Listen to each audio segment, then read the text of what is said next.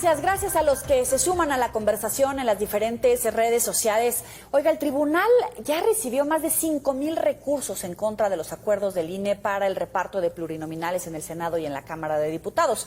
Cada magistrado tendrá que analizar en tiempo récord un promedio de 1,000 asuntos. Este miércoles se cumple el tiempo límite para que resuelvan los recursos y hace unos minutos se dio a conocer uno de los proyectos de los magistrados y se revela que va en el sentido de confirmar la decisión del Consejo General del INE y mantener la mayoría calificada para Morena, PT y Partido Verde. Y aquí, como buenos periodistas, insistimos hasta cumplir nuestro objetivo. Tenemos, increíblemente, a Claudia Zavala, consejera del INE. No sabe cómo la buscamos, la acosamos y por fin la tenemos y estamos muy felices de que esté con nosotros. Gracias, consejera.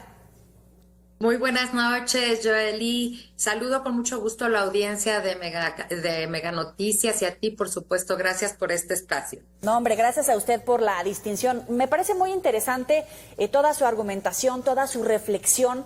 Primero, ¿cómo evalúa la repartición de curules?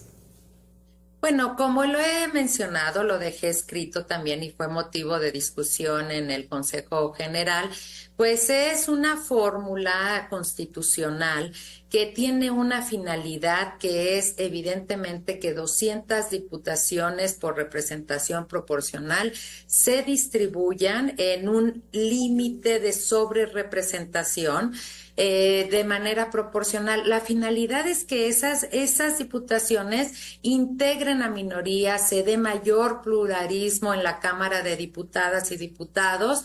Esa es la finalidad que se persiguió. A partir de ahí, lo que hemos visto es que, pues, en diferentes procesos electorales, los resultados de la votación nos dan que se está dando una sobrerepresentación favoreciendo a las mayorías, cosa que va en contra de la finalidad que tiene la incorporación del principio de representación proporcional.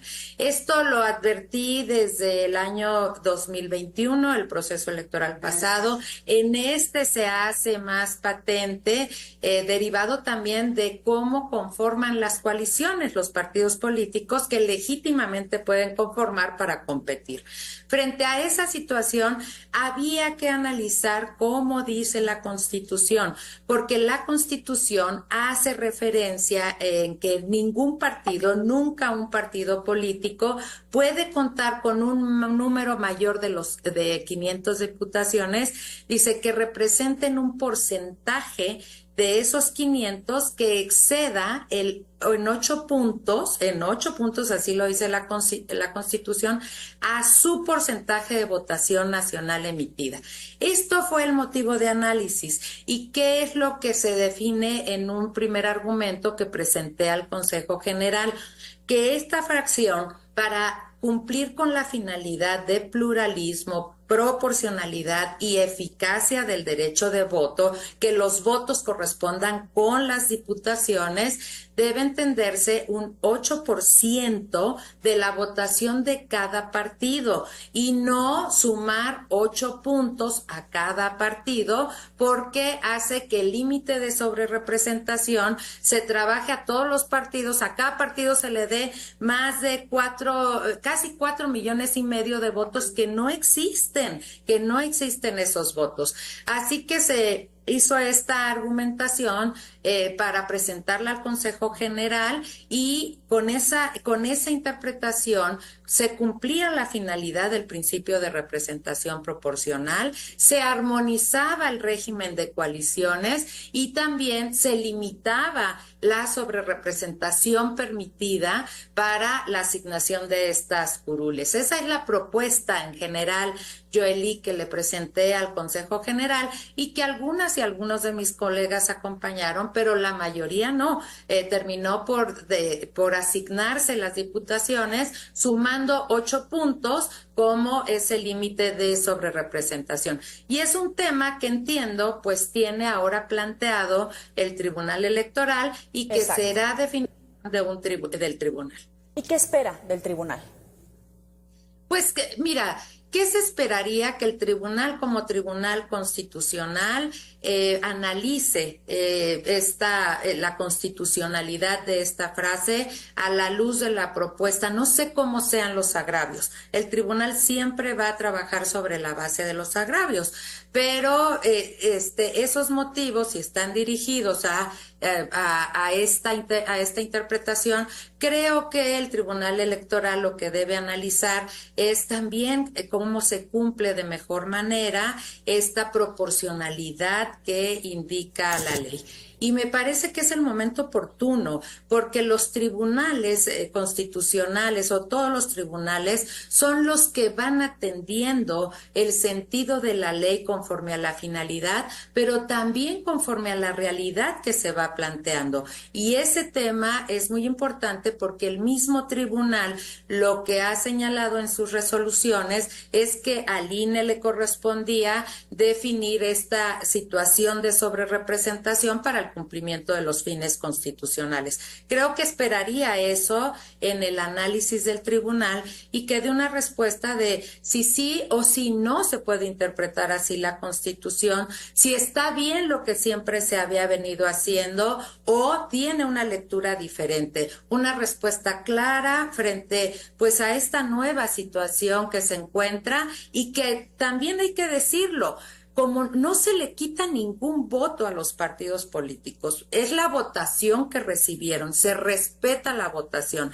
y lo que hay que hacer es ver a partir de la finalidad de la ley cuál es la mejor distribución, respetando los porcentajes de votación, por supuesto, de cada partido político.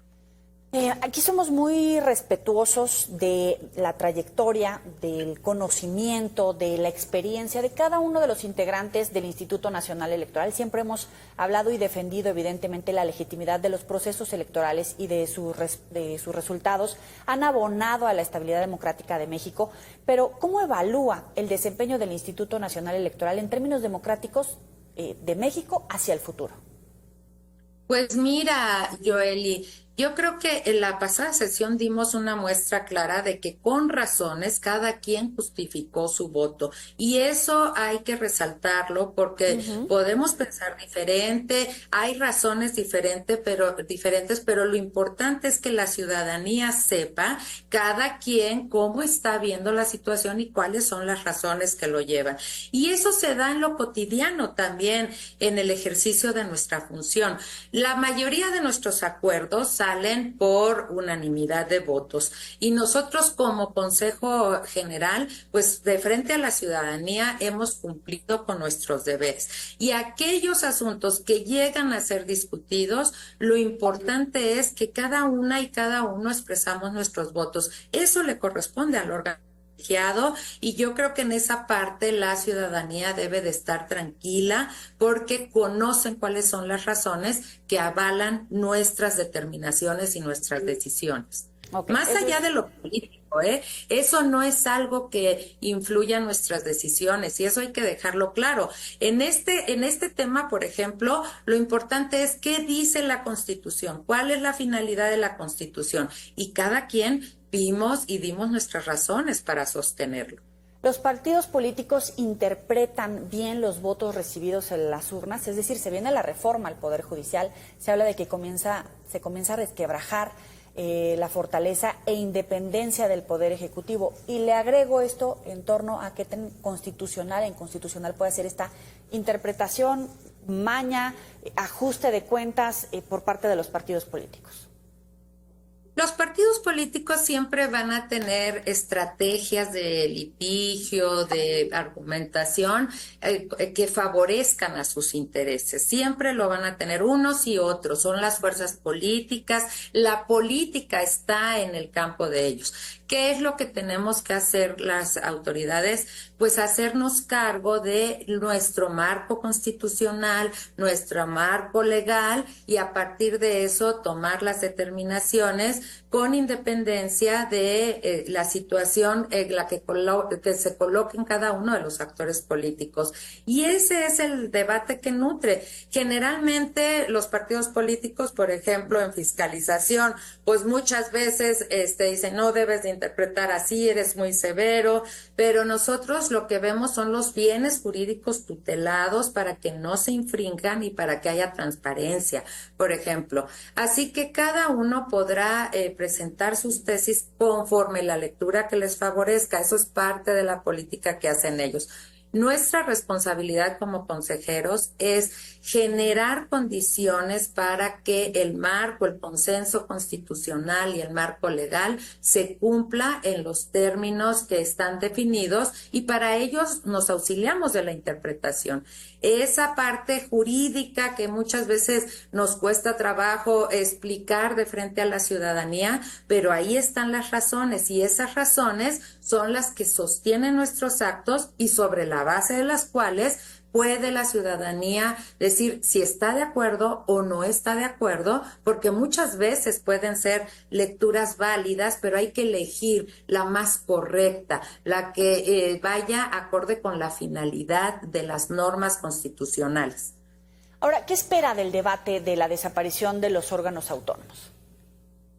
Bueno, este es un tema que me parece que va alineado a un consenso de nuestra Constitución, que se fue construyendo poco a poco. Los órganos constitucionales autónomos son parte del diseño de la arquitectura constitucional, que son pesos y contrapesos. Hay 3 poderes constituidos y los órganos autónomos protegen y garantizan derechos fundamentales. Eso no lo debemos olvidar. En el caso del INE, por ejemplo, las garantías son los derechos político-electorales, pero existen otros derechos fundamentales: transparencia, acceso a la información, acceso precisamente a todo lo que tiene que ver con telecomunicaciones, que estos órganos, de manera independiente, con esas garantías que en el derecho internacional tienen para ejercer su función, al margen de cualquier interés de un poder, ya sea ejecutivo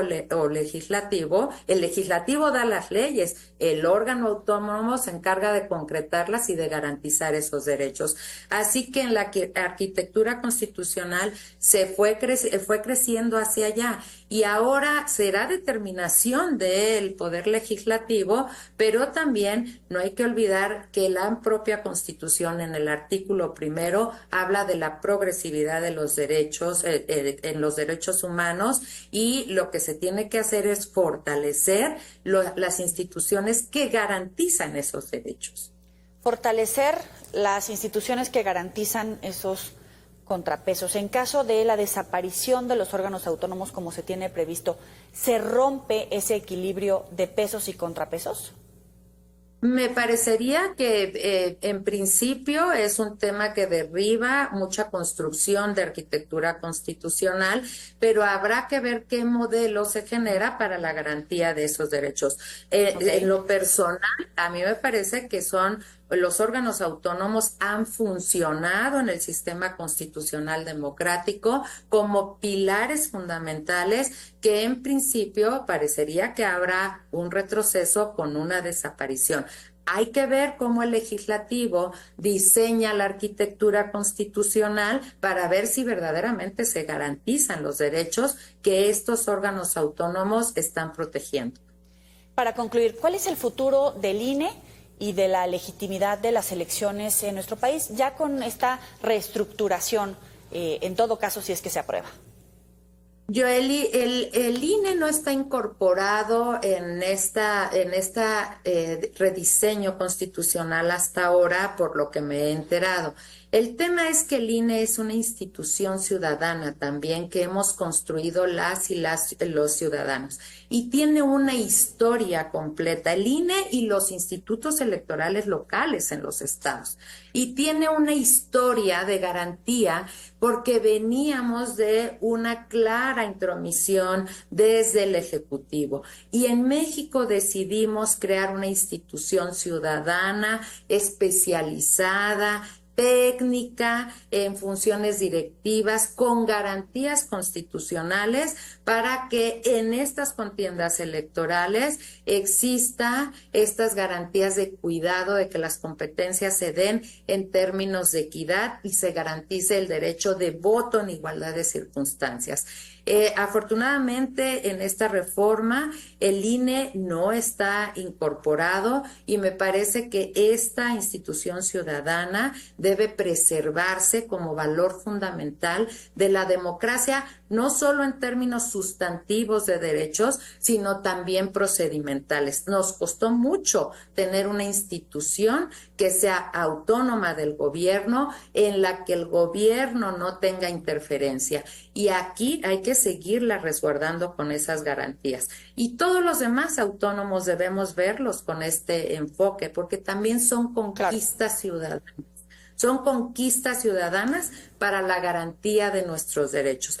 La decisión no va a estar en nuestras manos porque es a construir un nuevo modelo constitucional. Y esa definición, lo que sí tenemos que ver las y los ciudadanos es que se garanticen nuestras instituciones que protegen nuestros derechos, porque son límites al poder.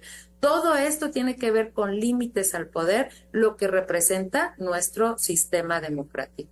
Claudia Zavala, consejera del INE, muchísimas gracias por pues la astucia para explicarnos con peras y manzanas este tema que es tan importante para la democracia mexicana y que ha desatado todo el interés de nuestro auditorio. Muchísimas gracias por la distinción. Buenas noches. Gracias, Joel, y muy buenas noches a todas y todos.